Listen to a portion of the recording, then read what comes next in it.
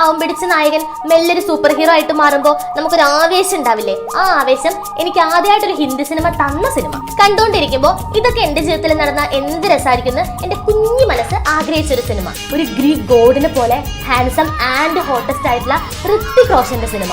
I am Josu, welcome to Josu talkies. വല്ലാണ്ട് ബുദ്ധി വളർച്ചയില്ലാത്ത രോഹിത് മെഹ്റ അവന്റെ ഡിസബിലിറ്റീസിനെ കളിയാക്കുന്ന ഒരു ലോകത്ത് വളരെ കഷ്ടപ്പെട്ട് സർവൈവ് ചെയ്തുകൊണ്ടിരിക്കുകയാണ്. ഭയങ്കര ബുദ്ധി ഉണ്ടായിരുന്ന ഒരു സയന്റിസ്റ്റ് ആയിരുന്ന രോഹിത്തിന്റെ അച്ഛൻ കണ്ടുപിടിച്ച ഒരു സയന്റിഫിക് പ്രോജക്റ്റ് രോഹിതിന് കിട്ടുന്നതും അവൻ അറിയാതെ അത് ആക്ടിവേറ്റ് ആകുന്നതും ആ ഒരു സയന്റിഫിക് ശക്തി ഒരു പറക്കും തളികയെ ഭൂമിയിലേക്ക് ആകർഷിക്കുന്നതും ആ പറക്കും തളികയില് ഒരു ക്യൂട്ട് ഏലിയൻ എത്തി ഈ ഭൂമിയിൽ പെട്ടുപോകുന്നതും ആ ഏലിയൻ രോഹിത്തിന്റെ ലൈഫിനെ ഭയങ്കര ബ്രൈറ്റ് ആക്കുന്നതുമാണ്.